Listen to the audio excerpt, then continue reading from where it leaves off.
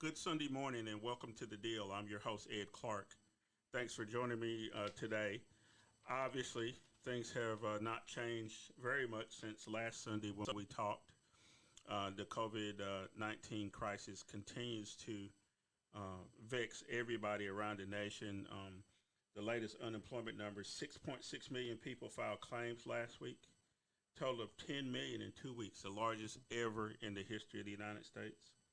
32 states have stay-at-home orders, and more should be doing that. The CDC has recommended people wear face coverings, and then the president, Donald Trump, continues to. I don't even know what to say. He's appointed Jared Kushner to lead the effort. I thought FEMA was supposed to be doing that, but obviously that's not the case. He's fired the inspector general from the intelligence community, which is very troubling in the midst of everything. Earlier in the week, he announced that he was going to increase drug interdictions, which I don't know where that came from. A ship commander has been relieved of duty because he tried to sound the alert about sailors on his ship who were infected with COVID and the Navy not having a response, so the Navy secretary removes him from his command. So there's a lot of things. And then, of course, the numbers. This morning, let's just talk about North Carolina since that's where I am. There's at least 30 people dead. There's over 250 in the hospital. 86 counties are affected. But obviously, the effect is all over the United States, with New York suffering the worst of it. What we've been trying to do is have conversations with people from different places around the country. And this morning I have someone in with us from Tampa, Florida, Helen Garland, who's the Executive Vice President for Compliance and Financial Aid at the National Aviation Academy, is on with us this morning. And the National Aviation Academy has locations in Clearwater, Florida, and Concord, Mass. Helen, welcome to The Deal. Good morning. Thank you for having me, Ed. Well, the reason why I wanted to have you in particular is because you've been involved in education, and there's been a lot going on related to education with COVID. On the local levels, schools are having to just stop altogether and graduate people early, or just not have classes and not even know what's going to happen for next semester. On top of everything else. You are at a institution that probably receives financial aid and all those other things, and then students have to make a decision about where they want to go to school. And usually this is the time of year when people are applying and doing those kind of things. I want to talk to you about that this morning. But before we get there, let's talk about a personal level.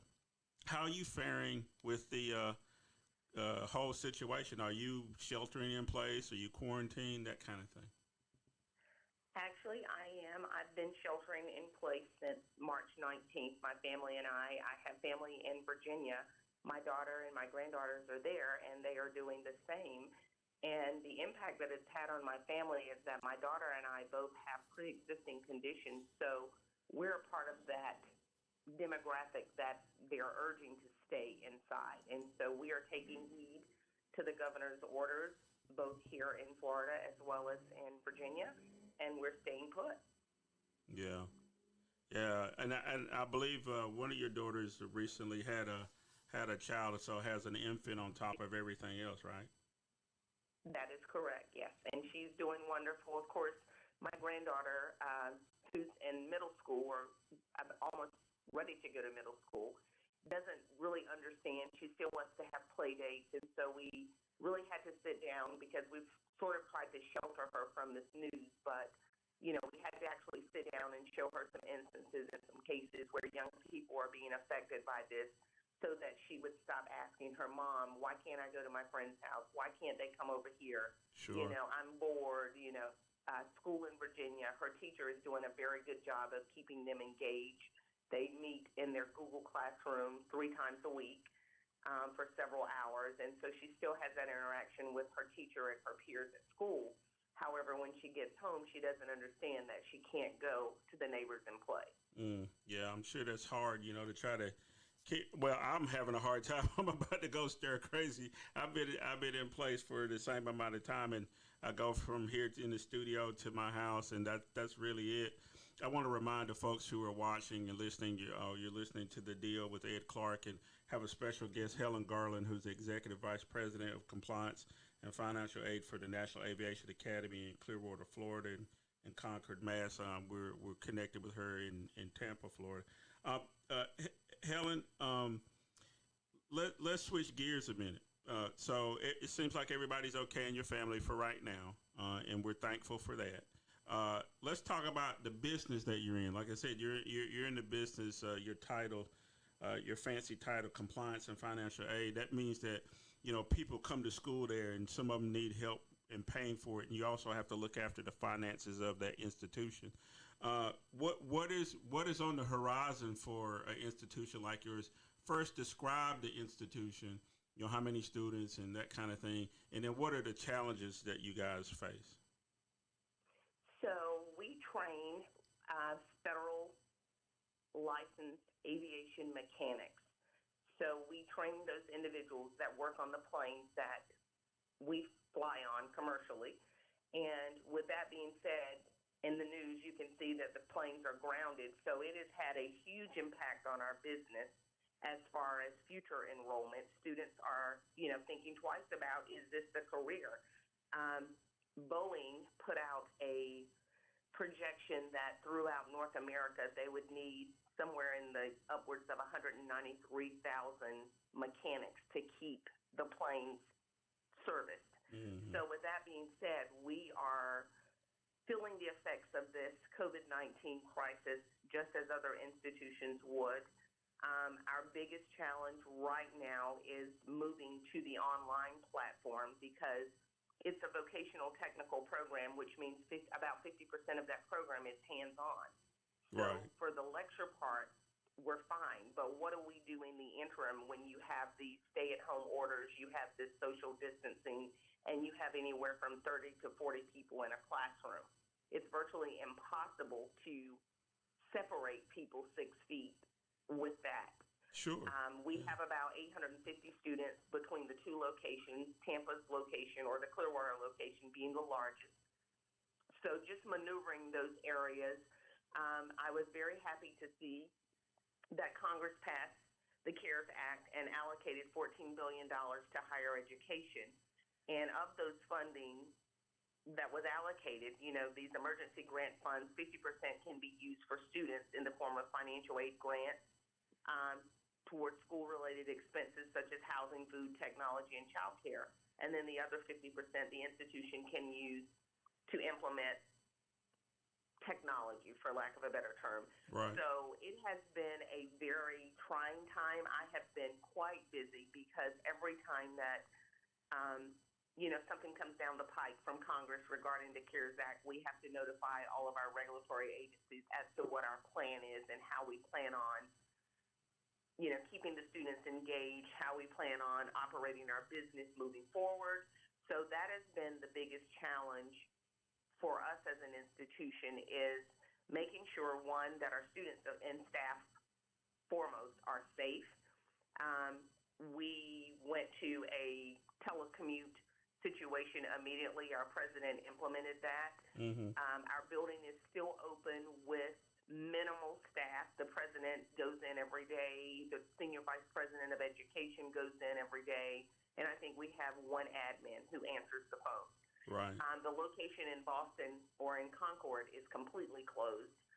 So with that being said, we are experiencing some challenges with, just keeping in contact with each other through the means that technology has. We have a lot of Zoom meetings. We have a lot of Microsoft meetings on Teams.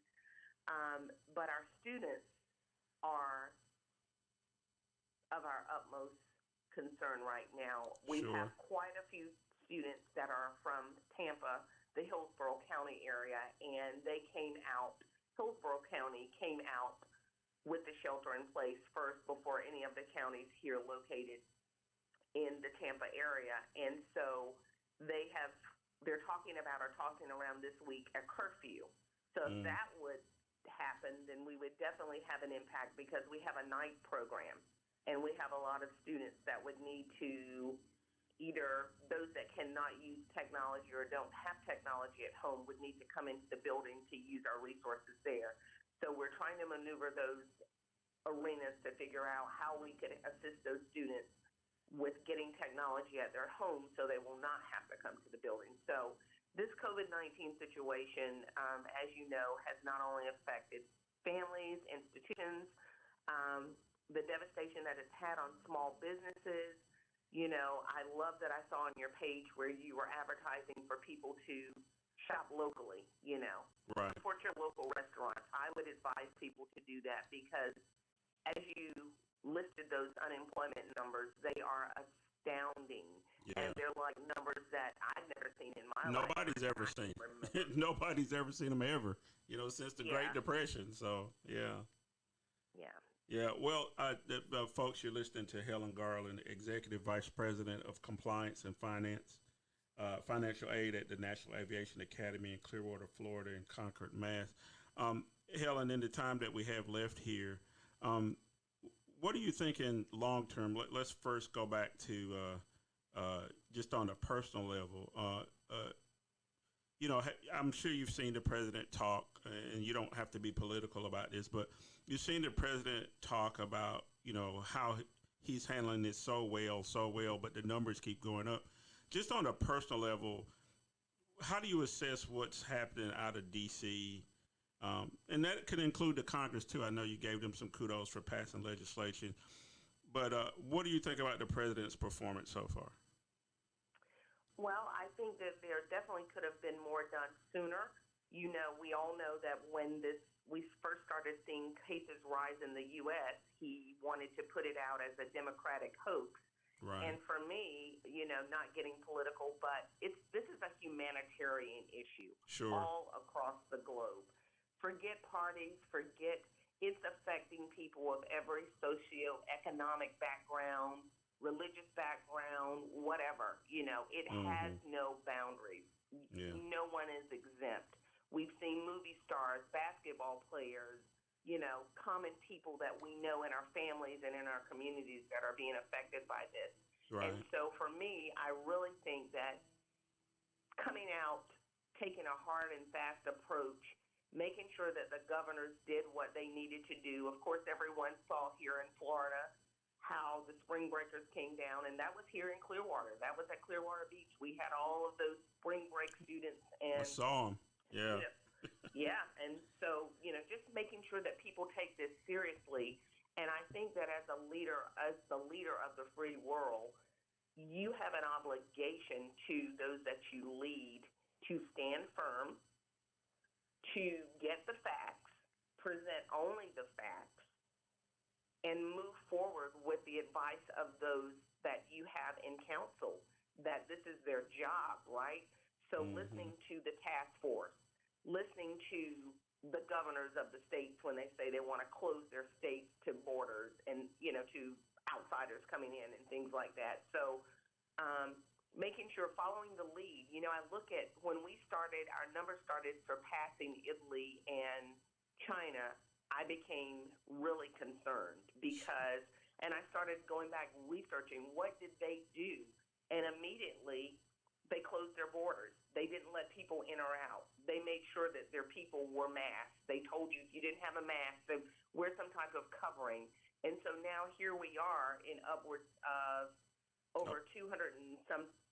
Yeah, over 250,000.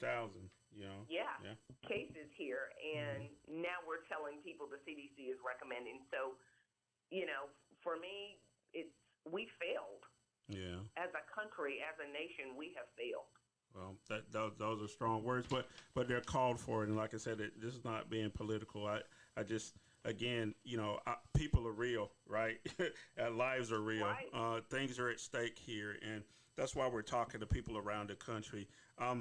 I want you to hang on for just a second, but I need to tell everybody a programming note coming up. Debi Blocker, who is a fitness instructor in Raleigh, North Carolina, is going to be with us in a little bit to talk about how she's coping. She's come up with a strategy, and I think some people have seen this, where she's doing fitness instruction online through Zoom. And then, of course, the big guest for today is Congressman G.K. Butterfield. He represents the 1st District of North Carolina. He has a lot of information, especially about small businesses and how they can get funded through the Paycheck Protection Program and a number of other programs. We're going to talk about all the questions I got for him related to the stimulus bill and what's coming down the pike and what the situation is in Washington.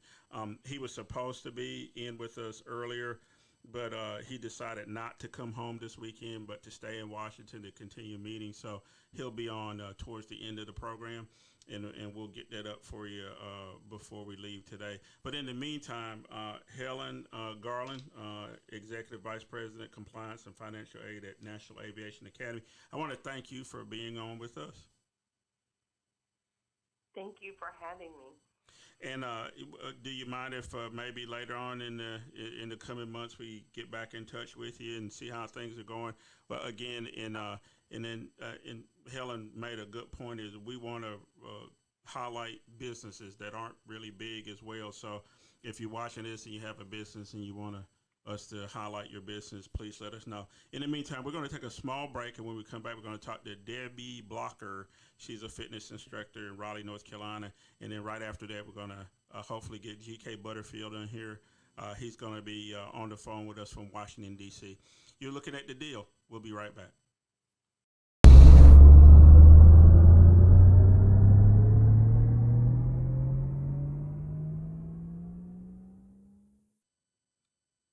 And welcome back to The Deal. I'm your host, Ed Clark.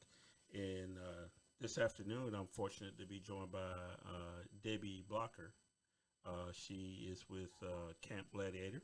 She's in the Raleigh-Durham area, and she's been doing some interesting things during the COVID-19 pandemic to keep people healthy. And Debi, welcome to The Deal. Well, thank you very much, Ed. Welcome. Thank you for inviting me. Well, the reason why I wanted you on is you've been hassling me for years about my health, and so I figured that you're the person I needed to talk to about how to stay fit and healthy during this time. A lot of what I've been seeing online is people in the kitchen. They've been posting all the pictures of pies and cakes and whatever they cook for dinner. But let's be real here for a second. You can't go to the gym. You can't be around other people. How do you stay healthy in this climate? Well, the way we're doing things at Camp Gladiator is we're on Zoom now. We're using virtual training is what we're doing. So a lot of people are using apps like Zoom for meetings. And so we decided to use it for fitness. So we're outdoor camp. We're usually outdoors. And of course, because we cannot be outdoors anymore, we took it to the inside. So what we do now is we're on Zoom, and we send out, we had a lot of free camps last week, and we were introducing people to our new normal, as you would call it. Because now we're videotaping from our dining rooms, from our living rooms, from our wherever we can. So literally, you're in your living room and somebody's in their living room, and you're giving them the same kind of instruction they would get if they were in your normal camp, which meets outside. exactly. Yes. Now some of our trainers, and we have trainers all over the nation. So for me, I'm in my dining room, and I'm alone and keeping my safe distance. So I see my trainers. I mean, I see my clients and my campers through Zoom. So I get a chance to see them individually. They're on the screen. I can talk to them. I can communicate with them. They communicate with me. And the nice part about it is we're just not instructors. It's personal training. So as if you would join the camp, Ed, let's say, for instance, I would see you. I could see you on there. You would log in. I would see you. If you're out of any kind of form, I could talk to you. And I could tell you to change your form up. You could see me. I could show you example. So it's like one-on-one. Yeah.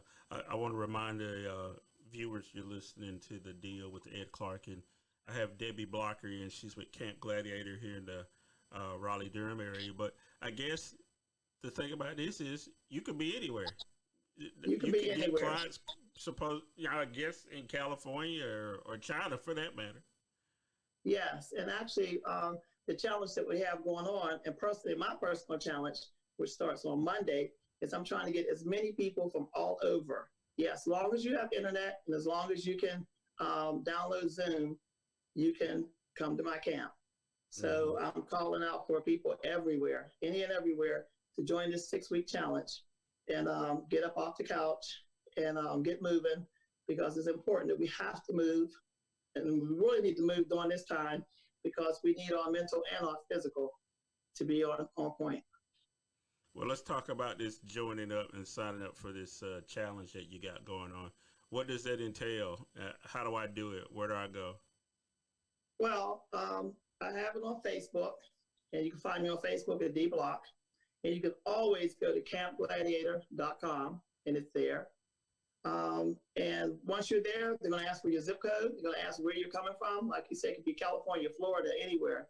And it's a real simple process to sign up. You sign up, it's $39 fee for 6 weeks of training.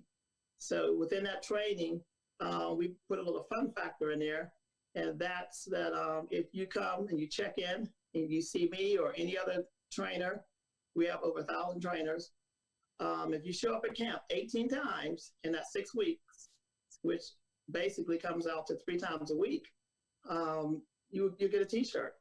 You'll get a T-shirt at the end of the challenge. So it's like a challenge T-shirt showing that you went through the challenge. But we would love for you to come to camp more often. If you want to come every day, you're definitely welcome to come every day. What if I was a couch potato and I haven't been doing anything at all? You know, do you personalize this to my skill level and my fitness level? Yes. The one thing that's about Camp Gladiator is this camp is for all ages and all fitness levels.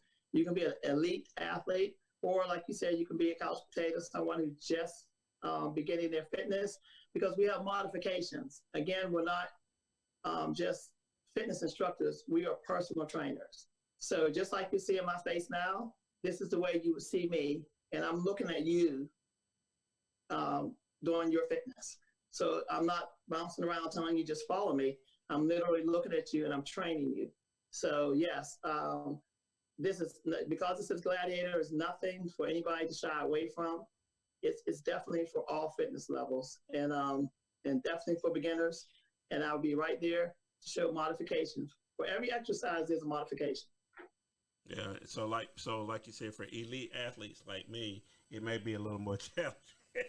Well, and you know what? But for elite athletes like yourself, I'm going to challenge you more. So if I would challenge you more, might tell you to either tell you to, give you more reps to do, or either I would give you maybe a plyo exercise to do. But as long as I can see everybody's they're doing their own thing. But everybody is benefiting from their own fitness level. Yeah. So we're doing this via Zoom, so we're a safe distance from each other. Yeah. Let's talk about some personal stuff real quick. This whole COVID-19 thing and your mental health and the whole idea of having to social distance from people. I know that as a fitness instructor, you're probably used to being around people every day and that kind of thing. How are you holding up, having to socially isolate yourself? I'm holding up well. It's nice because I know that when I have my camps, like I have camps, let's say, for instance, I have a 5 a.m. camp, I have a 6 p.m. camp. I know at those times that I'm going to get a chance to talk to my campers. And like I said, our community is just not a boot camp. We are actually a fitness family. So when we come together, I'll come on and we talk about what's going on, how everybody's doing. We celebrate all kind of milestones and birthdays. So it's a real community, a really good fitness community, along with actually getting fit. So, but I'm doing well. I'm doing well. Yeah, yeah. Thank you. But I'm sure it's a challenge, and I think part of the reason why we want to do this segment, and we're trying to do it every episode now, is bring a small business in the area and talk about the challenges of maintaining your business, but also to ask you how you're doing personally, Right. and we want to again encourage each other. This is a really challenging time. Again, before we leave, thank you for coming on first. But second, give me those contact points again. Is there a phone number anybody can call, or is the best way to reach you on the website? The best way to get me is on Facebook at D Block. That's DBLOCK, D Block. Also on Instagram at Triangle Trainer on Instagram, or you can just hit me up at Debi Blocker, DEBI, Debi Blocker at campgladiator.com. And that way, like I said, we can chat, we can talk about whatever your goals are, and get you signed up with the challenge. But the challenge is constantly running on campgladiator.com. So you can it's a very short process, very short process. Well, we're going to try to get as many people to sign up as possible. We really appreciate you taking the time to come into the deal. Can you come back sometime and give me an update on what's going on, and we'll check on you. And like I said, we're trying to find other businesses to do this as well. You've been listening to Debi Blocker, the Triangle Trainer, and we'll post her information as well. So we're going to take a small break, and when we come back, we're going to talk to some more people. We're going to keep talking about COVID-19. Joining us will be Congressman G.K. Butterfield, and he has a lot of information for you. So we'll be right back. You're watching The Deal.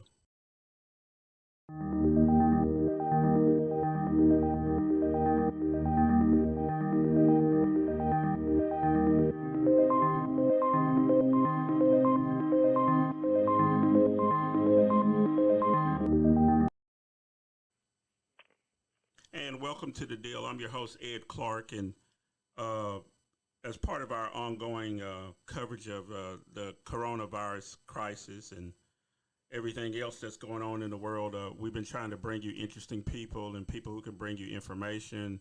And one of the most interesting people I can think of bringing in is Congressman G.K. Butterfield, who represents the 1st Congressional District here in North Carolina. He's in Washington doing work for the people of North Carolina. Congressman Butterfield, thank you for taking time to come on The Deal. Well, thank you, Ed. Thank you for having me. Information is powerful. We've got to get information out to the people who are affected by the coronavirus. Thank you. Well, of course. The first thing I want to talk to you about is I got a call about a small business, and they were just trying to figure out what to do. And this morning, as a matter of fact, and I was telling them about the Paycheck Protection Program, the PPP. Yeah. Can you talk about that first off? What is the Paycheck Protection Program? Because I think it's going to help this particular business and a number of other businesses. Well, first of all, thank you for letting me be a part of this conversation. The whole world is affected by the pandemic, and so everyone in North Carolina, indeed across the country, really needs to pay attention and follow the guidelines that have been set out by all of the authorities, including the experts. Congress has responded in a very positive way. We did a phase 1 piece of legislation, phase 2, and a couple of weeks ago, phase 3. Phase 1 dealt with testing. Phase 2 dealt with getting money into the hospitals who can start treating those who are affected. Phase 3 was to get money in the pipeline to help families and to help people who are affected by this pandemic, and all of us are affected. The economy is affected. We've got to get money into the hands of the American people. In addition to that, small businesses are hurting. Indeed, large businesses are hurting. Everyone is hurting. I've got information today that Cummins Diesel over in Rocky Mount is going to not lay off people, but cut back on the hours and reduce salaries by 25%. And so everyone is affected. And so we have a stimulus and recovery package that we passed. The money is now available. It does many things, over 800 pages of things that it does. But one that is at the top of my list, at least, is unemployment insurance. Anytime a worker has been laid off from their employment, they can immediately sign up for unemployment under the state unemployment system and get, on average, somewhere around $380 per week. There are certain criteria for getting unemployment insurance, but 90% of the people who apply will very likely get it. But what we've done at the federal level is to add $600 to the state benefit. We call it the enhanced unemployment insurance. And so you get the regular unemployment through the state and the enhanced, which is $600 more, which will last for 4 months. Very important. Next, we have direct payments to workers. Everybody in America age 18 and above who makes less than $75,000 a year will get a one-time payment of $1,200. For each child that lives in the household, you get an extra $500. If it's a married couple that files a joint return, then it's $150,000 instead of $75,000, and the direct payment doubles to $2,400. So that's very important. But the third piece of this is what you refer to is a small business rescue plan. We've invested some $377 billion into small businesses. Small businesses are not only defined as those businesses down on Main Street that operate for profit, but it also now includes those businesses, those entities that are nonprofits, including churches. That is a major addition to the SBA's authority. For years, SBA did not have authority to loan money to nonprofits and to churches, but we have changed that. This was a very intentional part of the Democrats in Congress. We wanted to make sure that nonprofits and churches were included. This bill started off as a Republican-heavy bill. The Republicans had a bill that they rolled out 2 Saturdays ago that greatly favored corporate America at the expense of working families in America. So we reversed that. And so now, even though big business will get 25% of this rescue package, 75% of the benefits will go to average working Americans. And so this is a big deal. The small business rescue plan that I speak of is divided into 3 components. One is the Paycheck Protection Program, which is what we call a 7A loan under the SBA. The other is what we call expanded EIDL and emergency grants. EIDL means economic injury disaster loans. And then the third is a loan program for big business. But if I could just drill down on the Paycheck Protection Program, which is what a lot of people have an interest in, right? Because it includes not only small for-profit businesses, but nonprofits and churches as well. It even includes sole proprietors and those who are self-employed, those who have not paid into any type of special fund. These are people, even the gig workers. A gig worker is someone who, for example, cuts grass or washes cars, for a living. That is a gig worker. Musicians, you go to the large cities and you see a brother standing on the corner playing a saxophone, right? With a hat down on the ground where people put money in the hat. That is a gig worker, and they are now qualified for the Paycheck Protection Program. In order to qualify, the entity must have less than 500 employees. The dollar amount will be the lesser of $10 million or 2.5 times the average monthly payroll cost. So if a business, for example, or a church has a $20,000 per month payroll, then that entity would qualify for a $50,000 loan. Okay. 2.5 times the monthly payroll. In order to get it, you go to your local financial institution. That is the preferred way of doing it. Just go to your favorite bank. All of the banks now know about it, and they should be equipped. As of yesterday, they should have the the connection in the computer system to connect to the federal government. Nonprofits, as I said, are eligible. You must have been in operation on February 15th of this year, and you must have paid employees or independent contractors in order to qualify.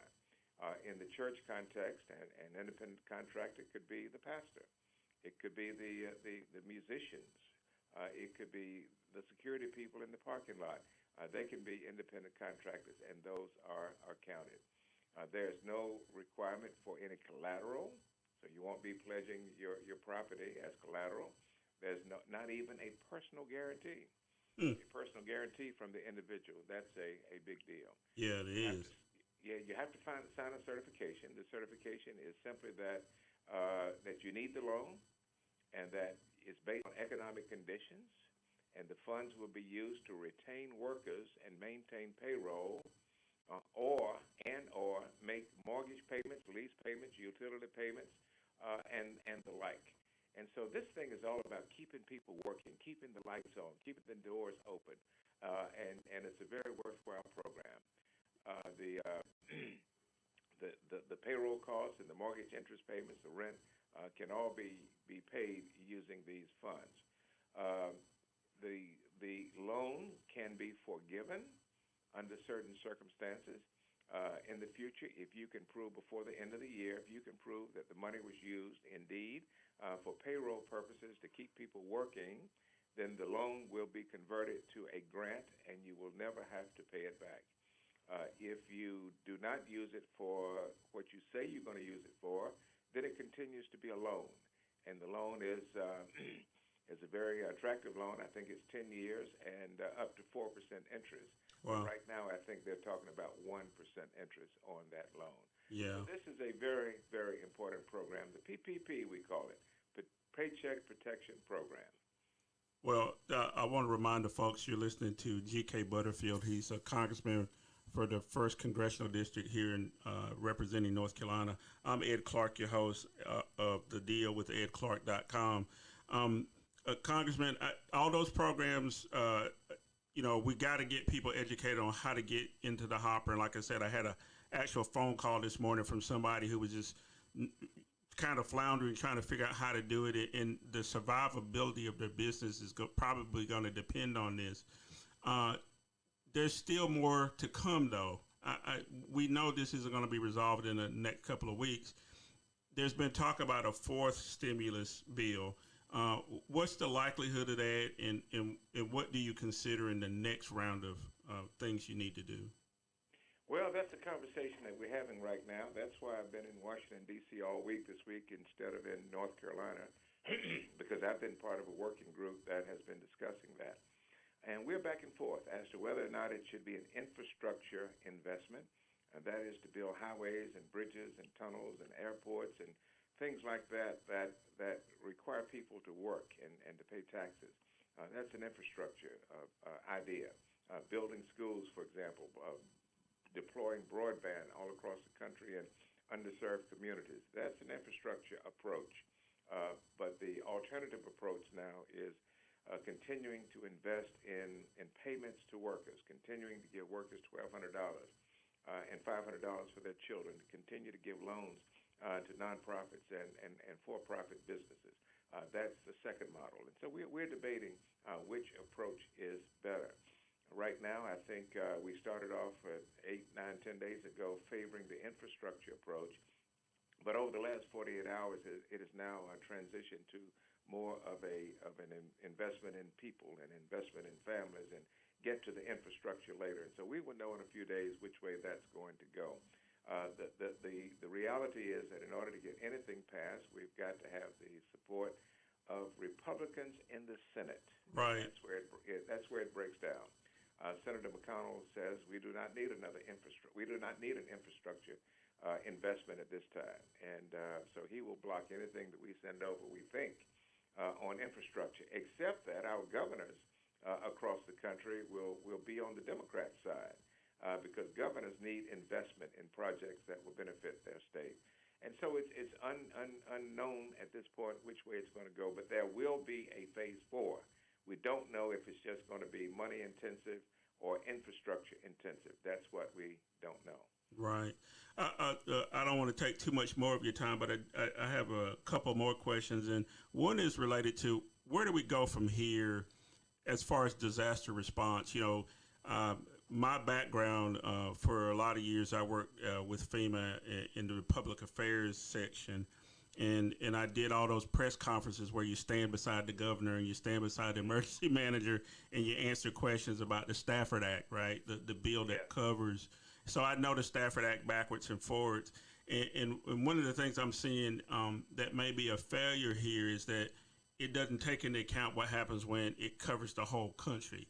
You know, we can talk about states, you know, taking the lead. I mean, I remember going to disaster after disaster and making sure that I talked with the state emergency manager to make sure that I got the lead from them as opposed to trying to lead it from the federal response. But this is a bit different.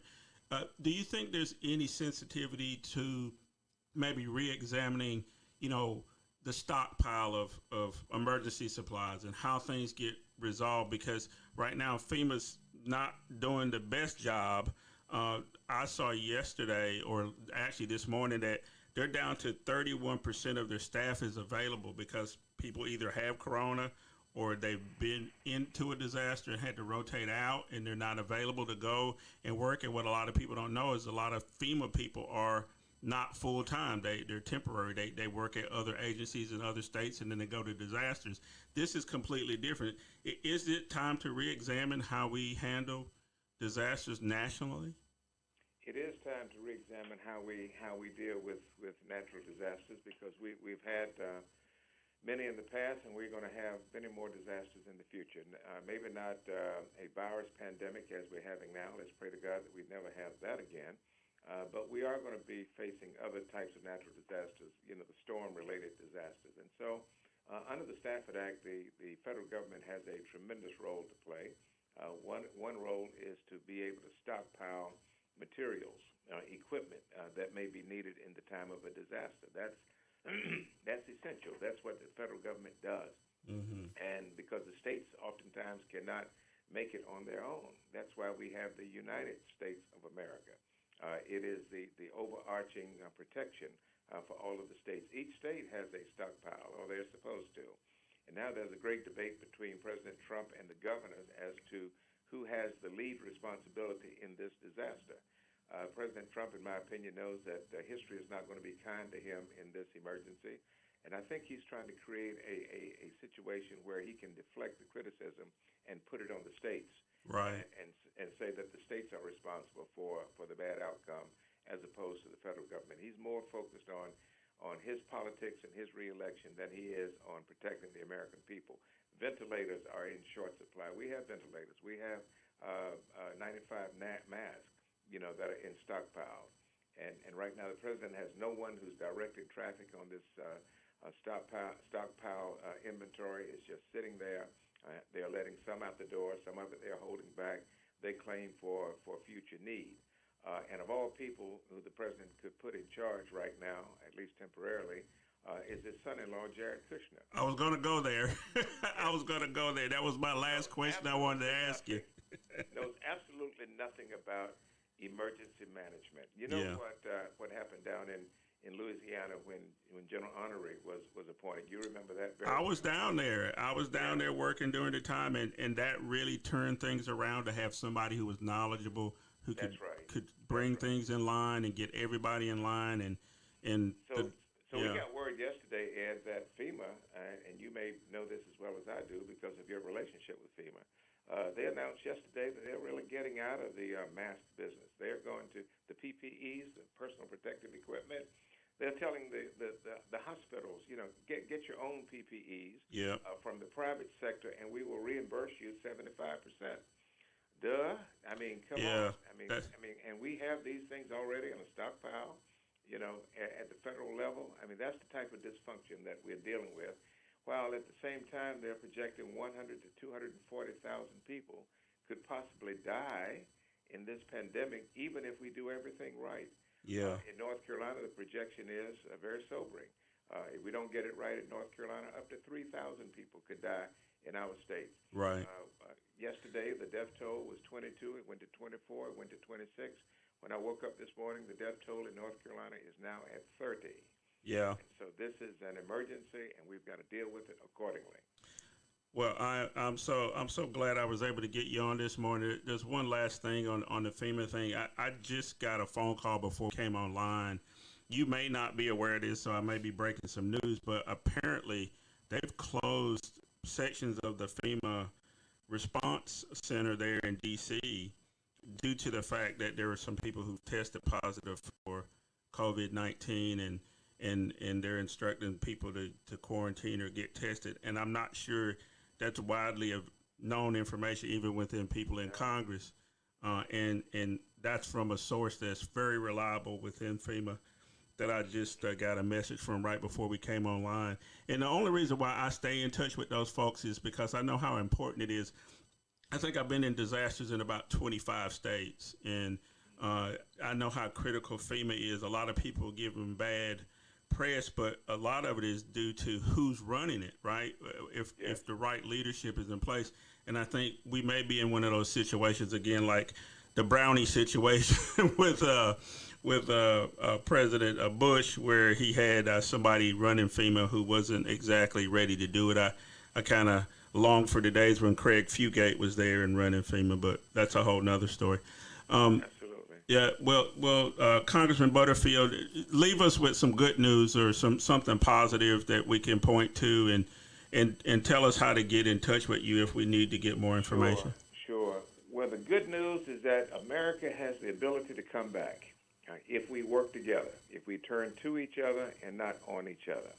There should be no such thing as a Democrat or Republican response to this crisis. Many people are now beginning to call the direct payments to individuals Trump payments or Trump checks. Nothing could be further from the truth, and that is certainly misleading at the very least. We cannot refer to this as a Trump initiative. It is a federal response to a national crisis, and we have the ability to respond. We are spending money now that does not have to be offset in the federal budget. And I know that's getting very technical, but under traditional rules of Congress, we cannot create new programs without finding ways to offset the cost, either by reducing other programs or increasing taxes. But this is called a supplemental appropriation, which means that we don't even have to consider how we're going to pay for it. We're going to figure that out later. Right. So we are ready. We are ready to do whatever it takes to get the American people back to work and to get them healthy, to get businesses back on their feet, and get us back to normal. And so I just want to encourage all of those of you who are listening or viewing this online to be encouraged. Know that the federal government is responding, even though President Trump is just sputtering along and doing a lot of things that are not appropriate at this time. But we've got to overlook that and know that Congress, Democrats and Republicans, are working together. We're going to be rolling out new legislation over the next few weeks. That's why I was in Washington this past week instead of in the district, because I'm part of a working group that's putting together not the total package. I won't be so strong as to say that, but I am working on a small piece of the next recovery package, which will be coming out very soon. This is serious. It's going to get worse before it gets better. So please follow the guidelines and all of the restrictions that have been laid out by our leaders. And by all means, whatever benefits you are entitled to, get busy, apply for it, go online. There's a wealth of information online. You can go to sba.gov. You can go to the other websites online. Just Google it, and you can go right to it. There's a website that's put out by the Nonprofit Association. I'm trying to get that name very quickly as we speak. It's the Council of Nonprofits.org, councilofnonprofits.org. If you would go to that website, it will give you valuable information for nonprofits. The Employment Security Commission is ready to start doling out unemployment checks. The system was overburdened this week, but it did not crash. But they're managing the workload, and unemployment should be going out very soon. If you run out of solutions, feel free to call your member of Congress. If you live in my district, which is the 1st District, 14 counties, starting in Durham and going eastward, except for Raleigh, you can call my office in Washington or in Wilson or Durham. The numbers are very easily available to you online. Feel free to call us. This is what we do. This is our job description, and we will be delighted to be responsive to your needs. Well, Congressman Butterfield, thank you so much. I can tell the viewers and listeners that he is one of the congressmen that is responsive. He will answer the call, and he will try to make things happen for every citizen of North Carolina, whether you're in the district or not, because that's what we're talking about. We're talking about real lives. 30 people have lost their lives. There have been, currently there's 259 hospitalized. 86 counties are affected right now. I'm pretty sure it's more than that at this point. That was the number from yesterday.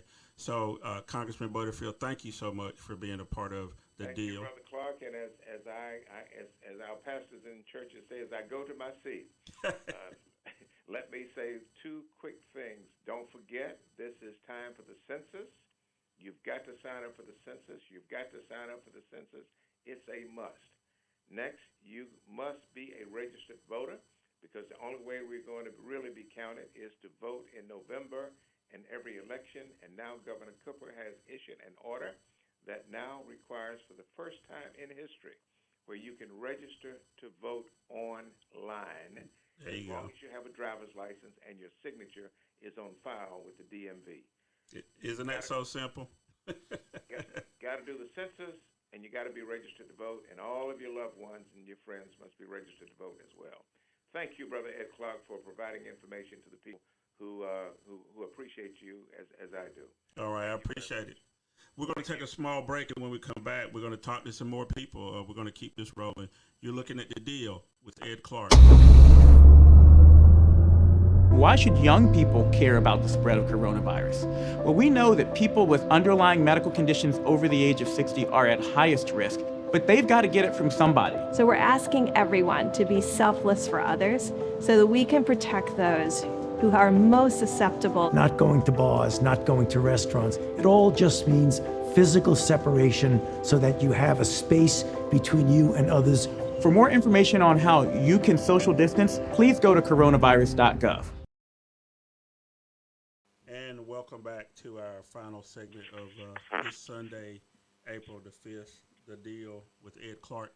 So far we've had Congressman G.K. Butterfield in with us. We've had Debi Blocker, who is a fitness instructor here in Raleigh, and then Helen Garland, who is the Executive Vice President of Compliance and Financial Aid at the National Aviation Academy down in Clearwater, Florida. And our final guest for today, last but not least, is Frances McNeill. She's an educator. Her specialty is math, but she does a lot of other things. And Frances, welcome to The Deal. Hi, Ed. Thank you for having me today.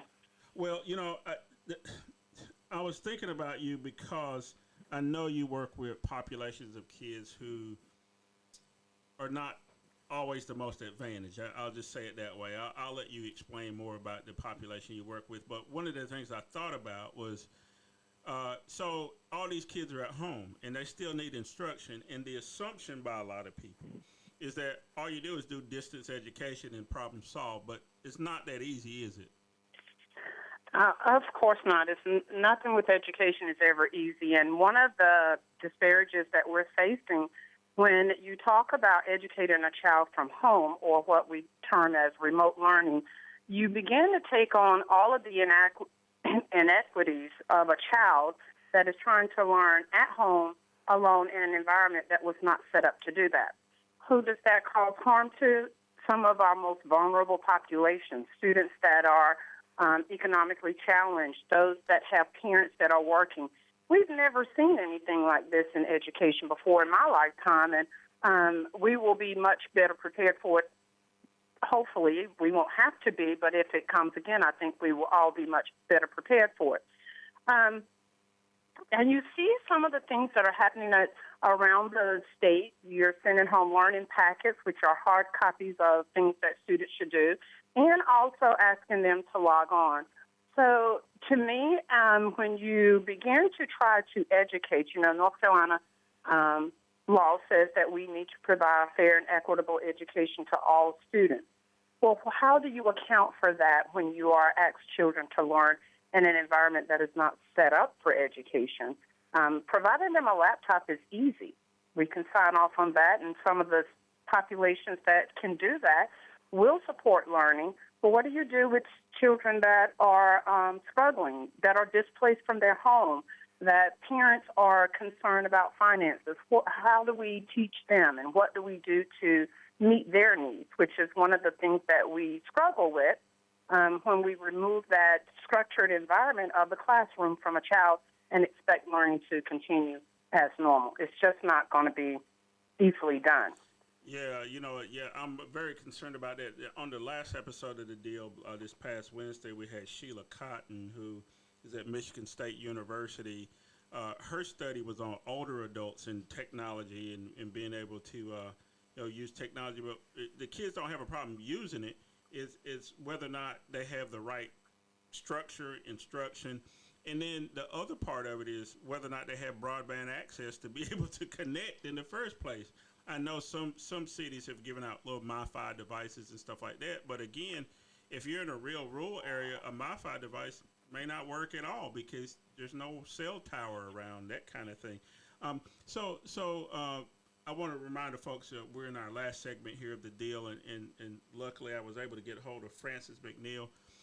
She's an educator. She works with populations of kids that are at risk, and she's done a lot of work around that. And we're talking about access to education. Frances, let me shift gears a little bit. They've been out of school for a while now. Some of them were already behind when this thing happened. They're not going to get any more instruction this year. I think we can almost certainly agree with that. What does that do for the kid who is already struggling, they're already behind, and then you're going to just move them to another grade and they haven't even completed what they have had to complete this year? Well, you think about all of the initiatives that have been put in place prior, the No Child Left Behind, Closing the Gap, all of these very expensive programs and initiatives that were put forward by the state of North Carolina and the federal government to try to compensate and make education fair. This, again, will have the most egregious impact on our vulnerable populations. Who are those students? Our at-risk population, highly minority population, students that come from homes that are either free or reduced lunch. This will have an egregious compounded effect on the learning. What do we do when we start next year when they have missed a quarter of instruction? And they were already behind, so now they haven't had that instruction. They're starting the year asking to be at a certain start point.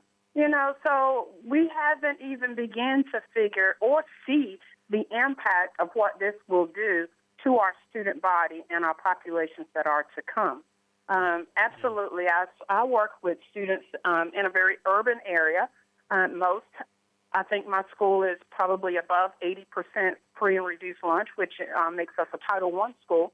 And you can do a lot more when you have that child in an environment where learning is priority. And we're not saying anything about families, but we do understand that there are families that are concerned about paying their rent, paying their utility bills, how to put food on the table for these children, not just children that are eating 3 meals a day, which was supplied. 2 of those were supplied by school. So we have effects that we haven't even begun to grapple with because most of us are fortunate enough that we don't worry about food. We don't worry about shelter and those type of things, but we clearly have families that these are priorities. And, that's to be sensitive to those needs. So, again, we haven't even begun to unravel the impact that this will have. So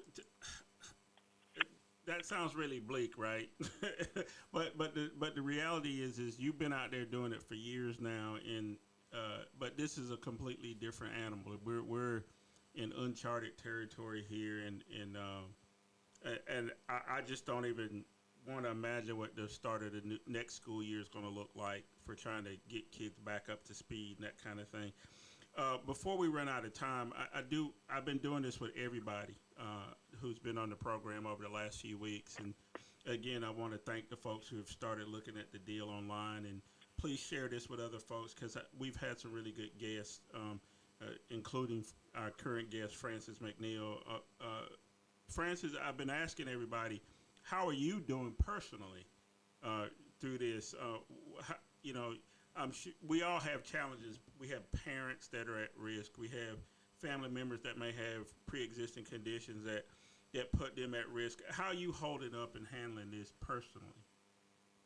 As well as anyone can expect, we have been given an enormous amount of time. We have, in our busyness, we often state, if I had time to do this, if I had time to do that. Well, now time is your friend. Time is no longer an enemy. But now you're fighting a mental war.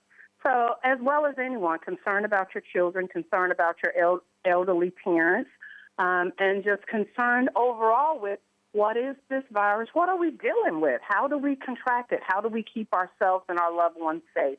So, but I have the same questions that most America has. What are we doing? How do we do it? Where's the leadership? What is my responsibility as an American citizen to support the initiatives that are put out there? So we're hanging in there. We're hanging in there. My children are well. My parents, I just saw them. They are well. So hopefully we will be able to meet this challenge and be better off for it. Well, I'm glad you ended on that hopeful note because, again, I mentioned this at the beginning of the show, 6.6 million claims filed for unemployment last week, 10 million total in 2 weeks, 32 states on some kind of stay-at-home. Let's see, the CDC just announced yesterday that we should wear face coverings. North Carolina had over 30 people dead as of this morning. 31,000 people have been tested in North Carolina. There's still almost 300 in the hospital. 86 counties have COVID-19. That's just in North Carolina.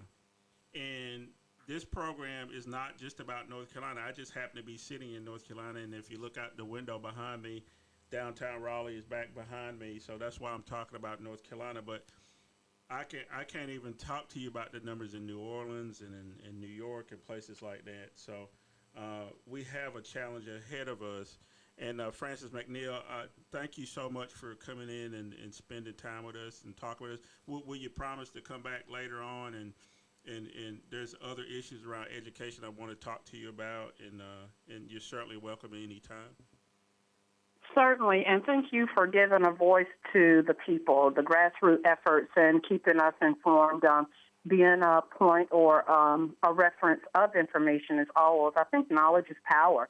So Thank you for your show. Thank you for your insight and all of your guests that help bring some resolve to some of our concerns. So appreciate it, Ed, at any time. All right. Thank you so much.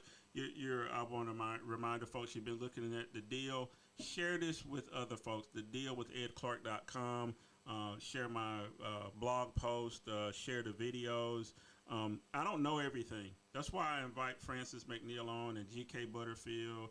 So we can invite Congress people on. We can invite people on who run small businesses like Pretty Waz, who was on Wednesday, who's struggling to keep her business alive. So we have a range of people. So we'll be back on Wednesday night at 8 o'clock with another full range of guests. So far, we've booked a guy who does Tai Chi. He's a Tai Chi instructor, and he's trying to keep his business afloat during this. I want to talk to him how he's trying to do that, and he's also a musician, so he's a gig person, so he makes all his money by doing gigs, and right now it's a struggle because he can't perform, and he's a very good performer. So in the meantime, have a good rest of your Sunday. Do something positive between now and Wednesday when we talk again. Take care of yourselves and take care of other people. Good night.